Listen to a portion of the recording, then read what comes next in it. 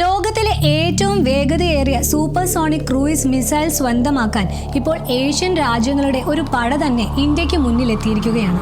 ഫിലിപ്പീൻസിനും വിയറ്റ്നാമിനും പിന്നാലെ ഇപ്പോൾ തായ്ലൻഡും ഇന്ത്യയുടെ ബ്രഹ്മോസ് മിസൈലിൽ വലിയൊരു താല്പര്യം പ്രകടിപ്പിച്ചിരിക്കുകയാണ്. എന്തുകൊണ്ടാണ് തെക്കുകിഴക്കൻ ഏഷ്യൻ രാജ്യങ്ങൾ ബ്രഹ്മോസിന് പിന്നാലെ പായുന്നത്?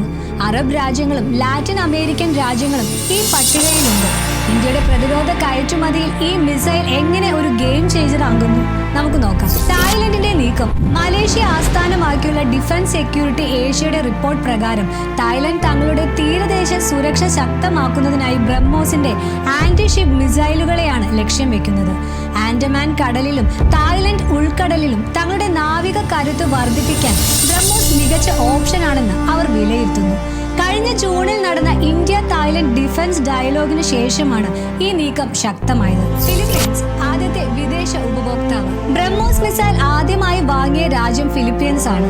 ഏകദേശം $375 മില്യൺ വമ്പൻ കരാറിലൂടെ 3 മിസൈൽ ബാറ്ററികളാണ് ഇന്ത്യ അവർക്ക് നൽകിയത്. 2024 മുതൽ 2026 വരെയുള്ള കാലയളവിൽ ഇതിന്റെ ഡെലിവറി പൂർത്തിയായി കഴിഞ്ഞു.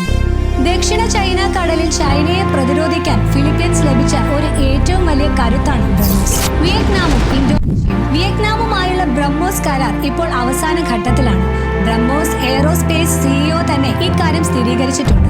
ഇതിന് പിന്നിലെ ഇന്തോനേഷ്യയും ഇന്ത്യയുടെ സ്ട്രാറ്റജിക് പാർട്ട്ണറാകാൻ തയ്യാറെടുക്കുകയാണ്.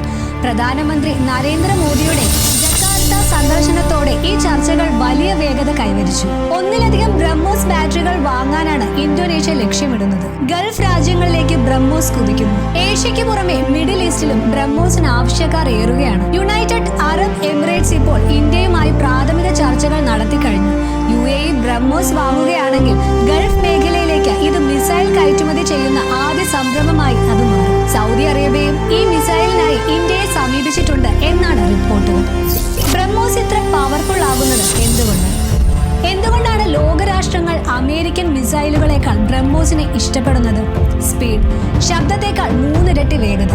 പ്രിസിഷൻ. ലക്ഷ്യം തെറ്റാത്ത കൃത്യത. റേഞ്ച്. പുതിയ വേർഷനുകൾക്ക് 450 കിലോമീറ്റർ വരെ ദൂരപരിധി. ഏറ്റവും പ്രധാനം, ഒരു വലിയ നാവികപ്പടയെ നിലനിർത്തുന്നതിനേക്കാൾ കുറഞ്ഞ ചിലവിൽ തീരദേശ സുരക്ഷ ഉറപ്പാക്കാൻ ബ്രഹ്മോസ് മിസൈലുകൾക്ക് സാധിക്കും എന്നതാണ് ഇന്ത്യയുടെ സ്ട്രാറ്റജിക് വിജയം. ഇന്ത്യയുടെ ആയുധ കയറ്റുമതി ലക്ഷ്യങ്ങൾ കൈവരിക്കുന്നതിൽ ബ്രഹ്മോസ് വലിയൊരു പങ്ക് വഹിക്കുന്നു. ഈജിപ്ത്, ബ്രസീൽ, ചിലി തുടങ്ങിയ രാജ്യങ്ങളും ഈ പട്ടികയിലുണ്ട്. പ്രതിരോധ മേഖലയിൽ ഇന്ത്യ ഒരു ഇറക്കുമതിക്കാരൻ എന്ന നിലയിൽ നിന്ന് ഒരു വലിയ കയറ്റുമതിക്കാരൻ എന്ന നിലയിലേക്ക് മാറുന്നതിന്റെ അടയാളമാണ്. ബ്രഹ്മോസ് മിസൈൽ ഇന്ത്യയെ ലോകത്തെ വലിയൊരു പ്രതിരോധ ശക്തിയാക്കി മാറ്റുമെന്ന് നിങ്ങൾ കരുതുന്നുണ്ടോ? ആയുധം വിൽക്കുന്നത് ഇന്ത്യയുടെ സമ്പദ് വ്യവസ്ഥയെ എങ്ങനെ ബാധിക്കും? നിങ്ങളുടെ അഭിപ്രായം താഴെ കമന്റ് ചെയ്യുക. ഇതുപോലെയുള്ള സ്ട്രാറ്റജിക് വാർത്തകൾക്കും ഡിഫൻസ് അപ്ഡേറ്റുകൾക്കുമായി മണി ന്യൂസ് മലയാളം സബ്സ്ക്രൈബ് ചെയ്യാൻ മറക്കല്ലേ. നന്ദി.